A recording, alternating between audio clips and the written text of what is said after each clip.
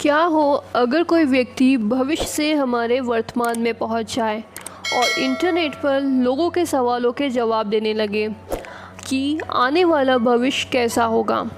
सन 2000 में ऐसा ही कुछ हुआ। एक अनजान शख्स जो अपना नाम जॉन टाइटल बताता है, उसने दावा किया कि वो एक सोल्जर है और सन 2036 से आया है। उसने ये भी बताया कि किस तरह आने वाले समय में दुनिया का अंत होने वाला है। सुनने में ये हॉलीवुड की एक ब्लॉकबस्टर मूवी टर्मिनेटर की कहानी लगती है, जिसे 1984 में डायरेक्टर जेम्स ने डायरेक्ट किया था। इसमें भी एक फ्यूचरिस्टिक सोल्जर वर्तमान में एक मिशन पे आता है, जिससे वो भविष्य में होने वाली बर्बादी को बचा सके। कुछ इंटरनेट यूज़र्स का मानना था कि किसी टाइम ट्रेवल फ़ैन ने इस मूवी से प्रभावित होकर जॉन टाइटल की स्टोरी बनाई होगी। इस पूरे सिनेरियो की शुरुआत होती है 29 जुलाई 1998 से, जब एक ओवरनाइट टॉक शो के होस्ट आर्ट बिल को किसी अनजान शख्स के 2 फैक्स मिले, जिसमें लिखा था, मिस्टर आर्ट बिल, मैं आपको एक्सप्लेन करता हूँ। मैंने आपको 29 जुलाई 1998 को एक फैक्स भेजा है। जैसे कि मैंने कहा, मैं एक समय यात्री हूँ। मैं दुनिया की समय परिधि में अप्रैल से रह रहा हूँ और बहुत ही जल्द दोबारा अपने समय काल में वापस जाने वाला हूँ। वैसे तो समय यात्री का इस दुनिया की परिधि पर कोई प्रभाव नहीं पड़ता है, फिर भी मेरा मिशन कुछ ज़्यादा ही लंबा हो गया। यहाँ मैं कई लोगों से मिला जिनसे मेरा काफ़ी जुड़ाव हो गया है। इसके बाद 2 साल तक जॉन टाइटल का कोई अता पता नहीं था, लेकिन सन 2000 में अचानक फिर से एक व्यक्ति इंटरनेट पे सुर्खियाँ बटोरने लगा। टाइम ट्रेवल इंस्टीट्यूट फॉर्म पर एक व्यक्ति का पोस्ट आना शुरू हो गए। उसका यूज़र नेम था टाइम ट्रेवल _O।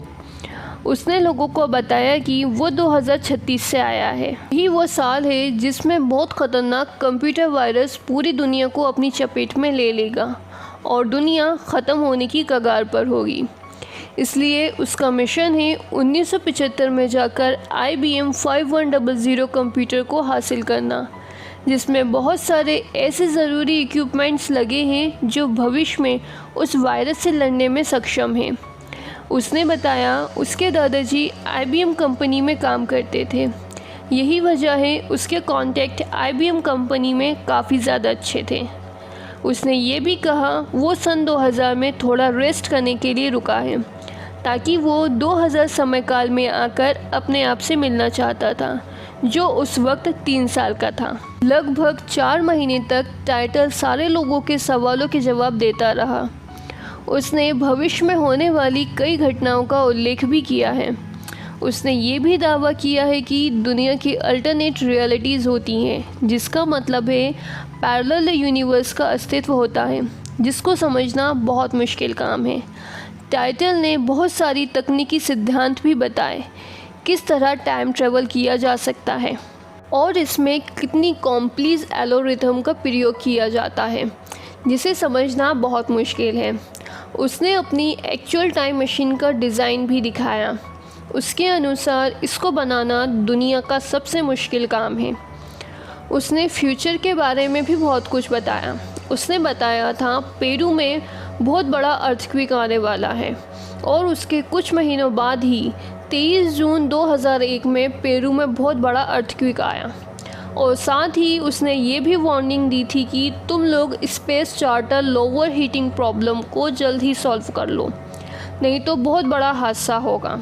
और अगेन उसकी प्रेडिक्शन पूरी तरह से सच साबित हुई।